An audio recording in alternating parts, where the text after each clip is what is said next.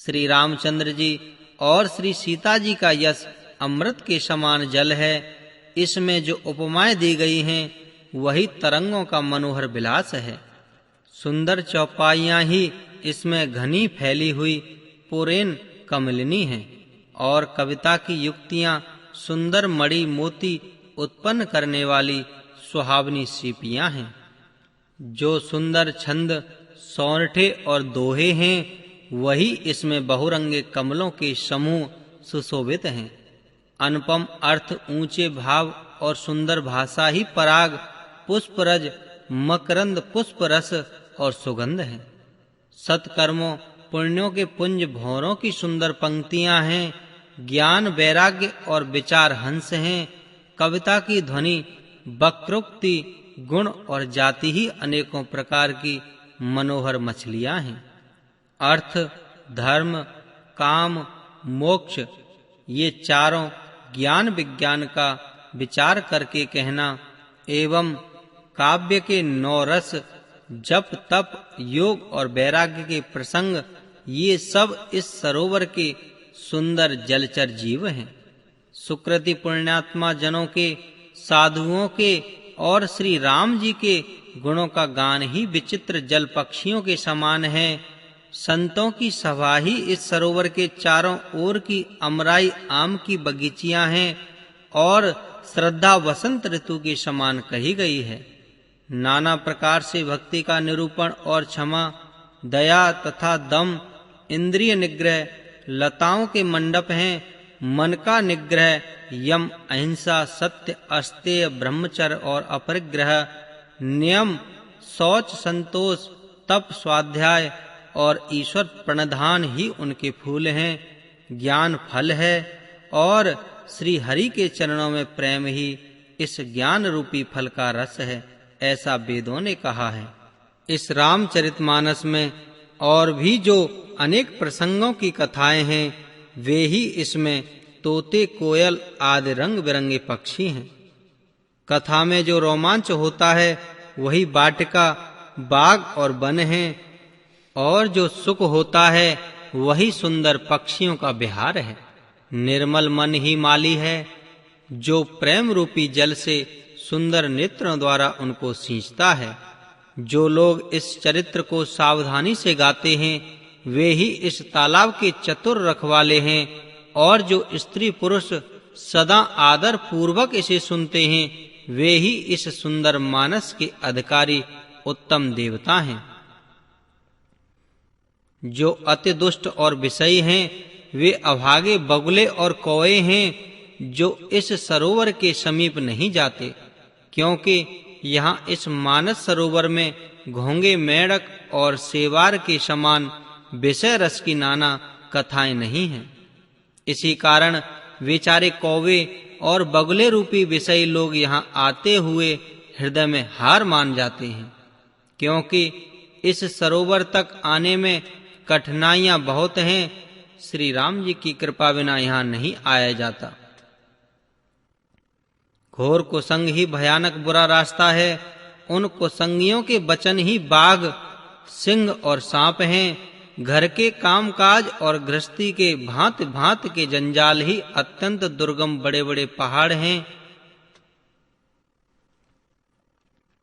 मोह, मद और मान ही बहुत से बिहड़ वन हैं और नाना प्रकार के कुतर्क ही भयानक नदियां हैं। जिनके पास श्रद्धा रूपी राह खर्च नहीं है और संतों का साथ नहीं है और जिनको श्री रघुनाथ जी प्रिय नहीं हैं उनके लिए यह मानस अत्यंत ही अगम है। अर्थात श्रद्धा, सत्संग और भगवत प्रेम के बिना कोई इसको नहीं पा सकता। यदि कोई मनुष्य कष्ट उठाकर वहां तक पहुंच भी जाए तो वहां जाते ही उसे नींद रूपी जूड़ी आ जाती है। हृदय में मूर्खता रूपी बड़ा कड़ा जाड़ा लगने लगता है, जिससे वहां जाकर भी वह अभागा स्नान नहीं कर पाता।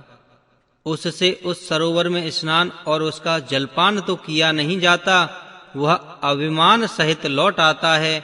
फिर यदि कोई उससे वहां का हाल पूछने आता है तो वह अपने अभाग्य की बात न कहकर सरोवर की निंदा करके उसे समझाता है। ये सारे विघ्न उसको नहीं व्यापते, बाधा नहीं देते, जिसे श्री रामचंद्र जी सुंदर कृपा दृष्टि से देखते हैं। वही आदर पूर्वक इस सरोवर में स्नान करता है और महान भयानक त्रताप से अर्थात आध्यात्मिक, आदि दैविक, आदि भौतिक तापों से नहीं जलता। जिनके मन में श्री रामचंद्र जी के चरणों में सुंदर प्रेम है, वे इस सरोवर को कभी नहीं छोड़ते। हे भाई, जो इस सरोवर में स्नान करना चाहे, वह मन लगाकर सत्संग करे। ऐसे मानस सरोवर को हृदय के नेत्रों से देखकर और उसमें गोता लगाकर कवि की बुद्धि निर्मल हो गई, हृदय में आनंद और उत्साह भर गया और प्रेम तथा आनंद का प्रवाह उमड़ आया। उससे वह सुंदर कविता रूपी नदी वह निकली, जिसमें श्री राम जी का निर्मल यश रूपी जल भरा है। इस कविता रूपिणी नदी का नाम सरयू है, जो संपूर्ण सुंदर मंगलों की जड़ है। लोकमत और वेदमत इसके दो सुंदर किनारे हैं। यह सुंदर मानस सरोवर की कन्या सरयू नदी बड़ी पवित्र है और कलयुग के छोटे बड़े पाप रूपी तिनकों और वृक्षों को जड़ से उखाड़ फेंकने वाली है। तीनों प्रकार के श्रोताओं का समाज ही इस नदी के दोनों किनारों पर बसे हुए पूर्वे गांव और नगर हैं, और संतों की सभा ही सब सुंदर मंगलों की जड़ अनुपम अयोध्या जी हैं। सुंदर कीर्ति रूपी सुहावनी सरयू जी राम भक्ति रूपी गंगा जी में जा मिली। छोटे भाई लक्ष्मण सहित श्री राम जी के युद्ध का पवित्र यश रूपी सुहावना महानद सोन उसमें आ मिला। दोनों के बीच में भक्ति रूपी गंगा जी की धारा ज्ञान और वैराग्य के सहित शोभित हो रही है। ऐसी तीनों तापों को डराने वाली यह तिमुहानी नदी राम स्वरूप रूपी समुद्र की ओर जा रही है। इस कीर्ति रूपी सरयू का मूल मानस श्री रामचरित है और यह राम भक्ति रूपी गंगा जी में मिली है। इसलिए यह सुनने वाले सज्जनों के मन को पवित्र कर देगी। इसके बीच बीच में जो भिन्न भिन्न प्रकार की विचित्र कथाएं हैं, वे ही मानो नदी तट के आसपास के वन और बाग हैं। श्री पार्वती जी और श्री शिव जी के विवाह के बराती इस नदी में बहुत प्रकार के असंख्य जलचर जीव हैं। श्री रघुनाथ जी के जन्म की आनंद बधाइयां ही इस नदी के भंवर और तरंगों की मनोहरता है। चारों भाइयों के जो बाल चरित हैं, वे ही इसमें खिले हुए रंग बिरंगे बहुत से कमल हैं। महाराज श्री दशरथ तथा उनकी रानियों और कुटुंबियों के सत्कर्म पुण्य ही भ्रमर और जलपक्षी हैं। श्री सीता जी के स्वयंवर की जो सुंदर कथा है, वही इस नदी में सुहावनी छवि छा रही है। अनेकों सुंदर विचारपूर्ण प्रश्न ही इस नदी की नावें हैं और उनके विवेक युक्त उत्तर ही चतुर केवट हैं। इस कथा को सुनकर पीछे जो आपस में चर्चा होती है, वही इस नदी के सहारे सहारे चलने वाले यात्रियों का समाज शोभा पा रहा है। परशुराम जी का क्रोध इस नदी की भयानक धारा है और श्री रामचंद्र जी के श्रेष्ठ वचन ही सुंदर बंधे हुए घाट हैं। भाइयों सहित श्री रामचंद्र जी के विवाह उत्साह ही इस कथा नदी की कल्याणकारिणी बाढ़ है, जो सभी को सुख देने वाली है।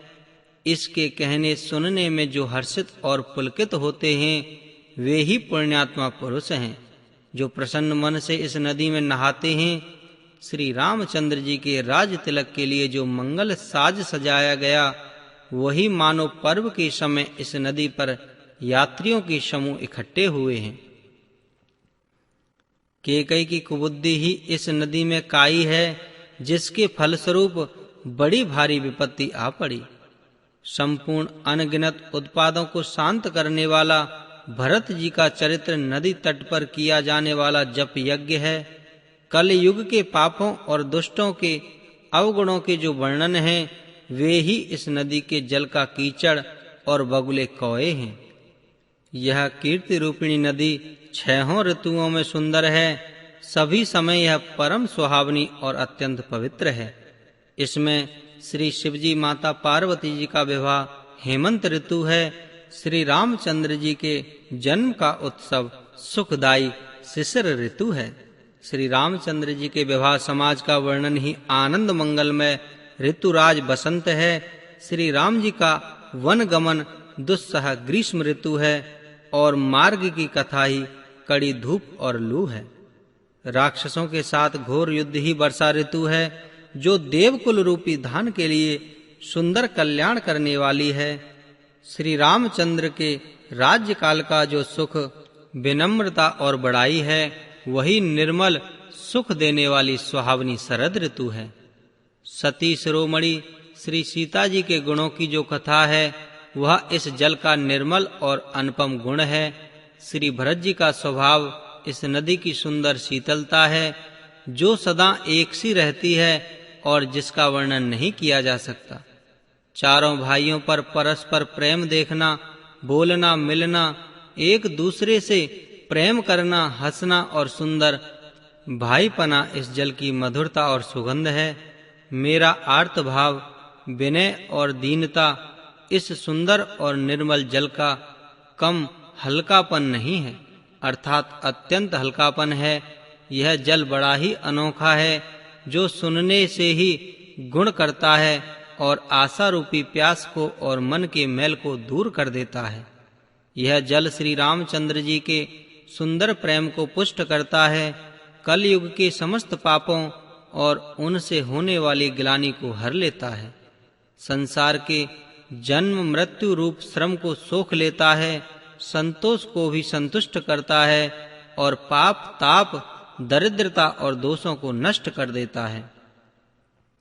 यह जल काम, क्रोध, मद और मोह का नाश करने वाला और निर्मल ज्ञान और वैराग्य को बढ़ाने वाला है। इसमें आदर पूर्वक स्नान करने से और इसे पीने से हृदय में रहने वाले सब पाप ताप मिट जाते हैं। जिन्होंने इस राम सोयस रूपी जल से अपने हृदय को नहीं धोया, वे कायर कलिकाल के द्वार पर ठगे गए। जैसे प्यासा हिरन सूर्य की किरणों के रेत पर पड़ने से उत्पन्न हुए जल के भ्रम को वास्तविक जल समझकर पीने को दौड़ता है और जल न पाकर दुखी होता है, वैसे ही वे कलयुग से ठगे हुए जीव भी विषयों के पीछे भटक कर दुखी होंगे। अपनी बुद्धि के अनुसार इस सुंदर जल के गुणों को विचार कर उसमें अपने मन को स्नान कराकर और श्री भवानी श्री शंकर को स्मरण करके कवि तुलसीदास सुंदर सिया राम कथा कहते हैं। मैं अब श्री रघुनाथ जी के चरण कमलों को हृदय में धारण कर और उनका प्रसाद पाकर दोनों श्रेष्ठ मुनियों के मिलन का सुंदर संवाद वर्णन करता हूँ। भरद्वाज मुनि प्रयाग में बसते हैं, उनका श्री राम जी के चरणों में अत्यंत प्रेम है। वे तपस्वी, निगृहित तच्चित्त, जितेंद्रिय, दया के निधान और परमार्थ के मार्ग में बड़े ही चतुर हैं। माघ में जब सूर्य मकर राशि पर जाते हैं, तब सब लोग तीर्थराज प्रयाग को आते हैं। देवता, दैत्य, किन्नर और मनुष्यों के समूह सब आदर पूर्वक त्रिवेणी में स्नान करते हैं। श्री बैड़ी माधव जी के चरण कमलों को पूजते हैं और अक्षय वट का स्पर्श कर उनके शरीर पुलकित होते हैं। भरद्वाज जी का आश्रम बहुत ही पवित्र, परम रमणीय और श्रेष्ठ मुनियों के मन को भाने वाला है।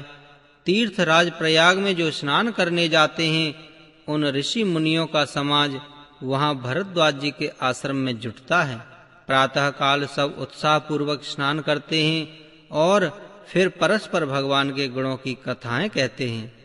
ब्रह्म का निरूपण, धर्म विधान और तत्व के विभाग का वर्णन करते हैं तथा ज्ञान वैराग्य से युक्त भगवान की भक्ति का कथन करते हैं।